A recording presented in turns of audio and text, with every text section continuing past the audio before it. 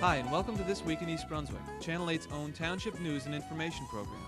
Today we'll look at alternatives to traditional education, both in the schools and at the library. We'll see how Hammarskjold 7th graders are learning about the Middle Ages, performing in skits, and taking part in their own medieval festival. Then we'll get a rare glimpse into the world of a working artist as art goes public at the library with Yablonsky. Our regular features will include For Your Information, with a look at the library's extensive telephone book collection. Quick Clicks with more facts on film from photographer Bob Nemser. A special health facts segment from science editor Ken Shalhoub on Dioxyn. Tax preparation tips from consumer advocate Adrian Eisner. And finally, our Township Council review. First, let's take a look at next week's Channel 8 schedule. Monday at 10 a.m., Look Great, Feel Great features aerobic exercise with Lenore Kulik. At 10:30, the Indigos, East Brunswick High School stage band, directed by Chick DeCarlis, will perform on Spotlight on Education, repeated Wednesday night at 7:30. Tuesday at 7:30, Ken Shalhoub interviews veterinarian Charles Shank on Let's Talk Health, followed at 8 by You and Your Money with Paul Hansen, and a long-range look at employment opportunities. Wednesday at 8 p.m., a nature special, Wildlife in Our Landscape, with host Tom Schuster. Now stay tuned for a junior high school medieval festival.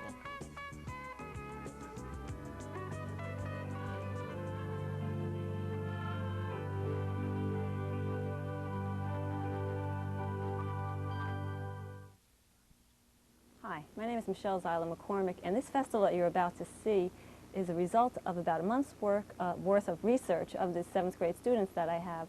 They worked very hard on their projects and each presented a skit at this festival. They also worked hard in preparing a feast of various foods of the times that they will have after the festival. This is hopefully will give them a break out of the classroom and make it enjoyable for them, and imagine as close as possible to recreate life in the Middle Ages. Besides Hoodman's Blind, Merry Round the Maypole, and Hot Cockles Hot, there were other various games played in the Middle Ages. Adults or older children enjoyed various dice games and more advanced games such as checkers, chess, and backgammons. Various dice games were also popular, in which they played for clothes, weapons, and even money. In the Middle Ages, people were entertained very differently. A popular way of being entertained was by traveling minstrels. Traveling minstrels went from town to town performing all kinds of acts to amuse their audience. Many minstrels used instruments such as lutes, small harps, and pipes. They also used tambourines, cymbals, and flutes. And they didn't always use instruments. Sometimes they juggled and danced. They also did acrobatic stunts standing on one another. Many of these were performed in the market and at nobles' weddings. Sometimes they were just performed in the streets for the children.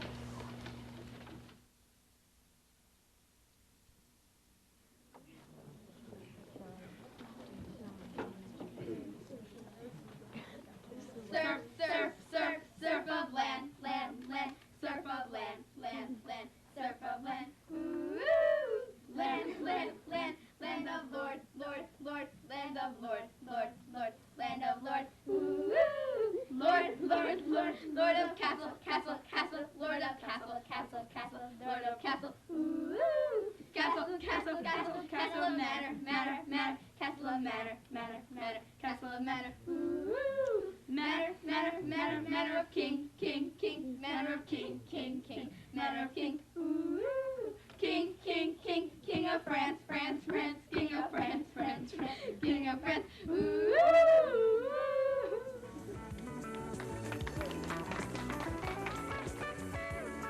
This past weekend, artist Alan Yablonsky set up shop in the library, demonstrating his talents in pencil, pen, and ink for interested onlookers. He explained his involvement in the Art Goes Public program.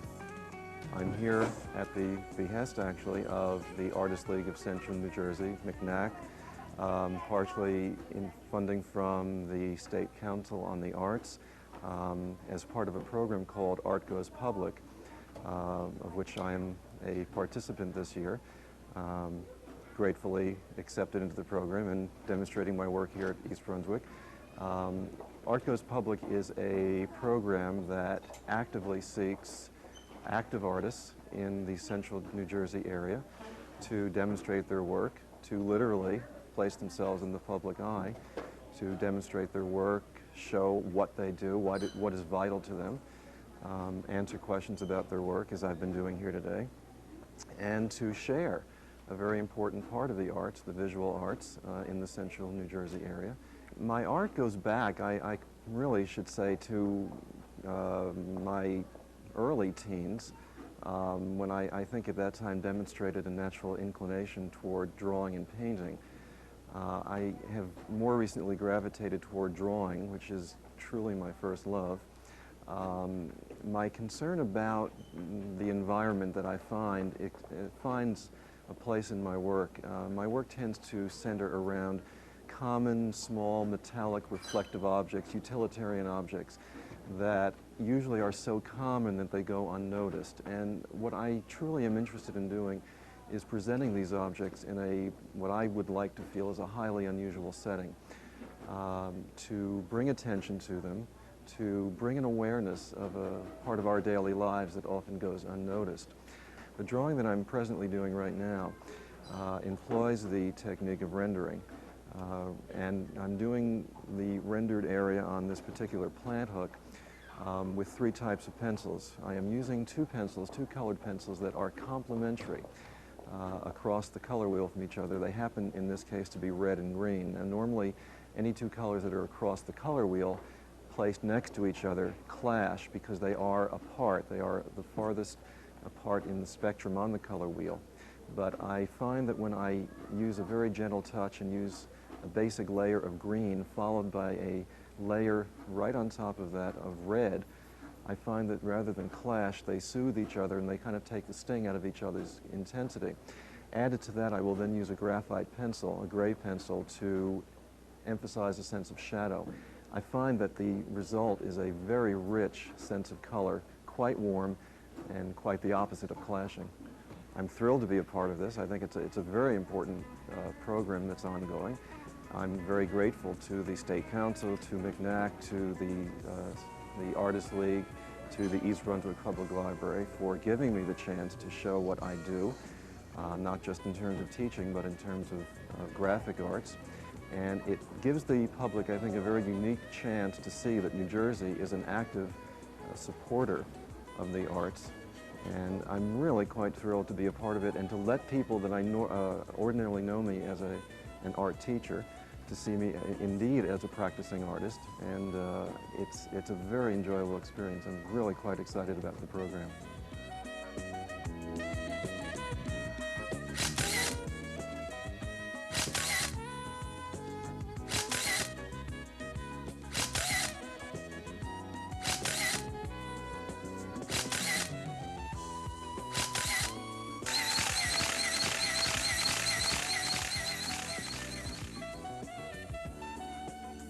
Welcome to Quick Clicks. I'm Bob Nemser. Our topic, the continuation of film, Part 3. Modern emulsions give very accurate color reproduction, but the dye used by each manufacturer do produce color variations between brands. These variations can be quite distinctive. Reds, blues, and greens vary considerably, and films may show an overall warm, red-yellow, or cool blue bias. Brands also differ in a lesser extent in saturation and in sharpness. That's the effect of grain and contrast. For consistent results, it is best to keep to one brand for most of your photography, only changing to get a particular result. Variations in color rendering are more evident in slides than in prints. The natural luminosity of a slide readily shows up differences in hue and tone. In a negative film, a degree of color bias can be corrected during printing. Brand differences are more apparent when prints and slides are closely compared. Ektachrome, for example, tends to produce colder colors than Kodachrome and Agfachrome. Agfachrome gives stronger greens. Choice between brands in terms of color response is largely a matter of personal preference. A medium-rated film with a speed of 125 ASA gives acceptable color within an average range of light conditions. Grain size is minimal and good definition possible. For a fine picture more or less free from grain and above average or bright light, you would choose a film with a slow rating. That's 25 to 64 ASA. Less flexible conditions where light is limited, you'll need a film of high sensitivity. For example, a fast film 400 ASA will help you compensate for low light and is especially useful if you also have need for a fast shutter speed to capture action. Color films 200 to 400 ASA are suitable for all types of photography because their sensitivity to light means you can always choose a fast shutter speed if you wish. This helps to avoid camera shake. You can also use smaller apertures for greater depth of field. However, in bright light, a fast film may be too sensitive, causing you to stop down and use a fast shutter speed when a slow shutter or a wide aperture may suit your subject better. Let's look at some of the brands available and discuss their characteristics. Ektachrome 100 ASA slide film gives strong, cool color with a blue bias. It gives good skin tones with clear reds and blues. The color contrast is good and gray is blue.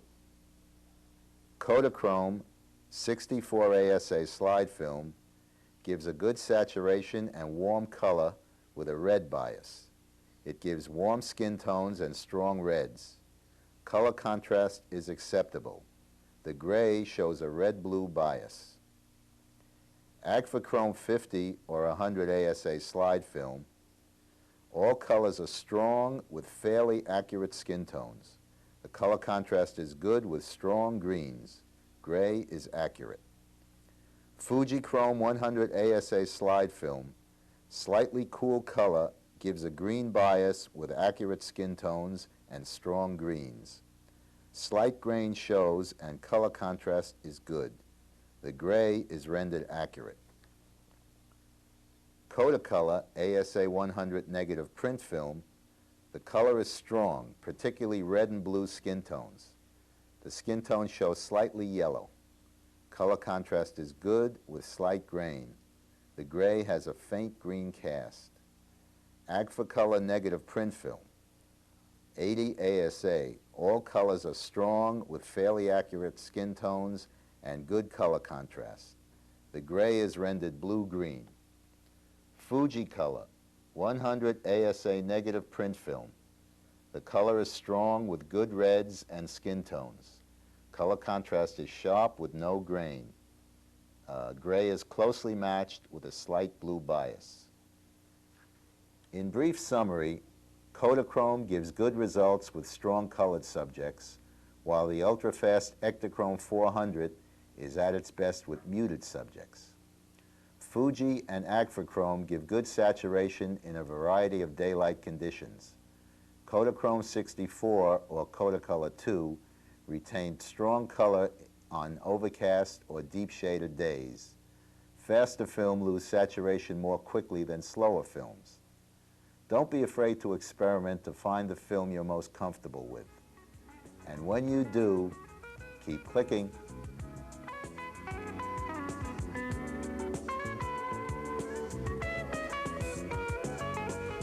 Does the library have the Orlando, Florida telephone directory? Hi, my name is Susan Keel, Head of Reference and Information Services at the East Brunswick Public Library. Questions like this one are asked every day at the reference desk. Yet many of our viewers are not aware of the wide range of materials available here to answer such questions. Today, our question takes us to the business reference section.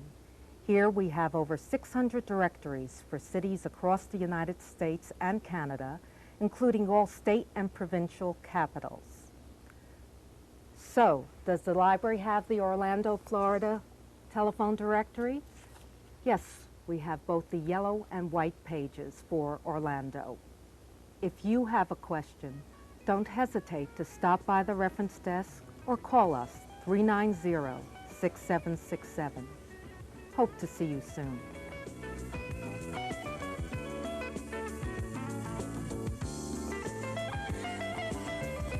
Dioxyn. Most people know it as the extremely toxic contaminant in Agent Orange, or the pollutant that transformed Time Beach, Missouri into a virtual ghost town. The Environmental Protection Agency has called it one of the most perplexing and potentially dangerous chemicals ever to pollute the environment. What most people don't realize is that, according to recent studies, a body burden of dioxin and its chemical cousins has become a price humanity pays for its industrial culture. In the United States, we've found that everyone's got dioxin in them, says Arnold Schechter, a professor of preventative medicine at State University of New York in Binghamton. Because the same appears to be true of Canadians and Europeans, dioxin researchers are now coming to the conclusion that these industrial pollutants, along with the furans and PCBs, contaminate the bodies of all individuals living in developed countries and potentially in many lesser developed countries as well. Now, this implies a number of things. Ongoing studies are probably seriously flawed. Current cancer incident figures now treated as normal for the general population may be due in part to society's low-dose exposure to these toxic chemicals. Right now, the extent of that effect is not known for certain, Schechter acknowledges. However, the best known and most toxic of dioxin, 75 different species, called TCDD, has been shown to cause cancer in animals, has been linked with an increased incidence of certain rare cancers in humans, and can cause a disfiguring human disease called chloracne. Moreover, TCDD exposures in animals have been linked with weight loss, liver disorders, gastric ulcers, birth defects, reproductive failure, and immune system abnormalities. Now, the problem is that low-level exposure creates a delay time, so that the cancers that produce, and this is speculation right now, but the cancers that dioxin causes to occur may happen at a point where the dioxin is no longer in the system by the time the cancer develops. So therefore, dioxin is not implicated as the cause. So studies should be expanded to understand these health implications. Now, Schechter also points out that the longer researchers wait to conduct a Vietnamese study, okay, the weaker its potential results would be. Unless replenished, the body burden of dioxins can slowly dissipate, as I said. If the high levels of TCDD found in some of the southern Vietnamese are due to high wartime and post-war exposures to Agent Orange, eventually their body burdens may fall back to background levels, whatever those might be. So Vietnam is a perfect place to do these dioxin studies. Unfortunately, they have not been initiated yet, and they're losing very precious time. There seems to be a difference between the level of dioxin in South Vietnamese people as opposed to North Vietnamese people. Agent Orange was not used in North Vietnam. So this is a great place to study these effects, but as it stands right now, nothing is being done. Now, of course, there's always another side to this story. Everybody does not agree with Mr. Schechter's views.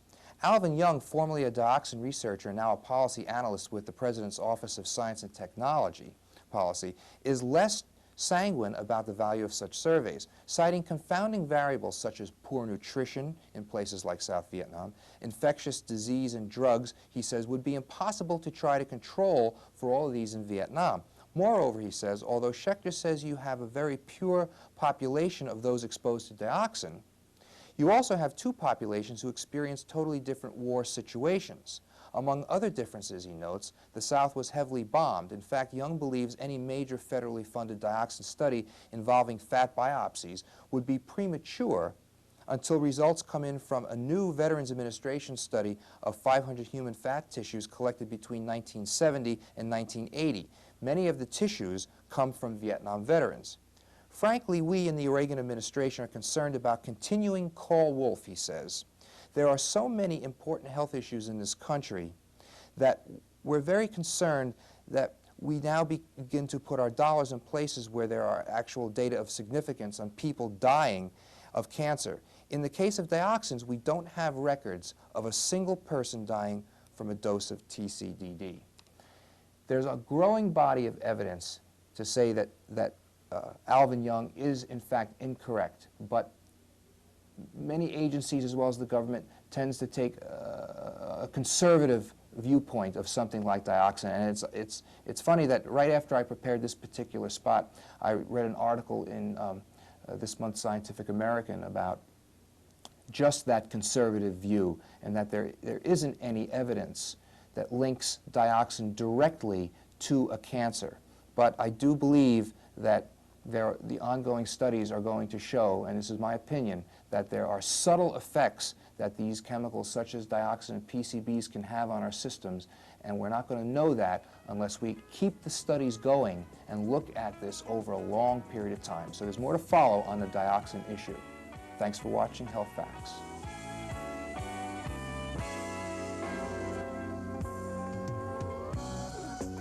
Hello, and welcome to Consumer Aware. I'm Adrienne Eisner, Director of the East Brunswick Consumer Affairs Office. It's that time of the year again, and April 15th is approaching. Like it or not, we have to be thinking about income tax preparation. Some of you early birds may have already gotten started. Today we're going to be looking at the steps that you should be following in preparing your income tax returns. For step 1, get all of your income records together. These include any W-2 forms that you may have. Step 2, if you plan to take tax credits or to itemize your deductions, then you need to get all the information and expense records that are required. Depending on what credits and deductions you can take, some of the records you may need are medical and dental payment records, real estate and personal property tax receipts, interest payment records for items such as the mortgage on your home and installment payments on your car or appliances. Also, records of payments for child and dependent care so that you could work. Step 3, get any tax forms, tax schedules, or instruction books that you may need. In general, both the IRS and the New Jersey Division of Taxation will mail forms and schedules directly to you based on what you filed last year. Before you get ready to fill in your returns, check to see if you need more forms or schedules. If you think you will need any other forms, get them before you start to fill in the return. Your local bank, post office, or public library will have some of the federal income tax forms that you need.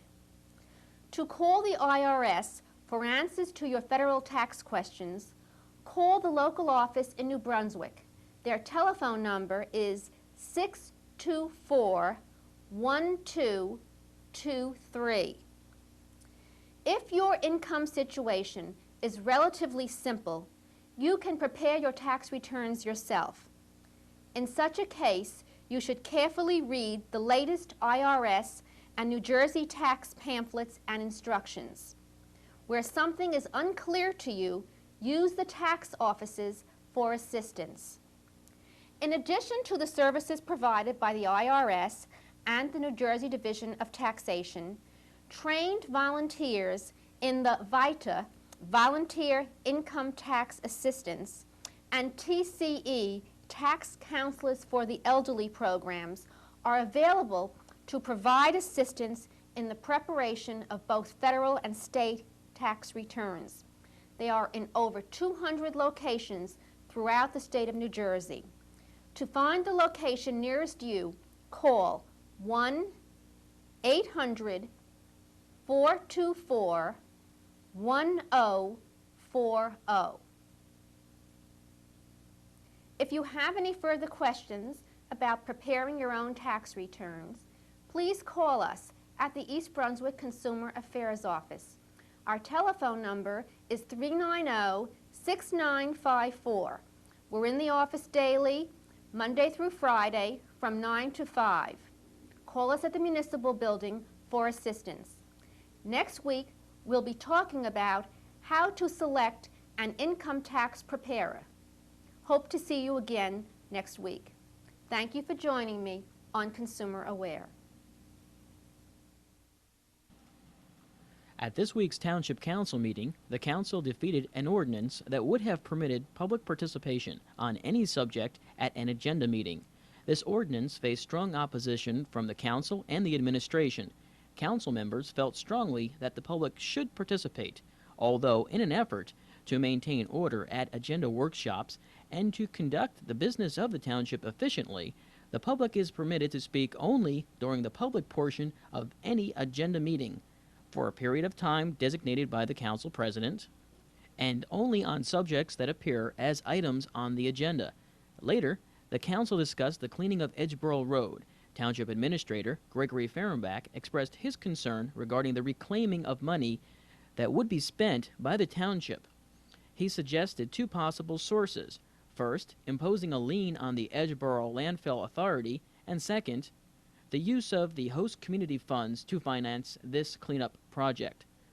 Also, the council approved a resolution authorizing the township's contract with the Arthur J. Gallagher & Company insurance firm for insurance coverage in 1986. Although at the time of this meeting, the council was informed that the township has not yet obtained public official liability insurance. That's all for this week. Thanks for watching.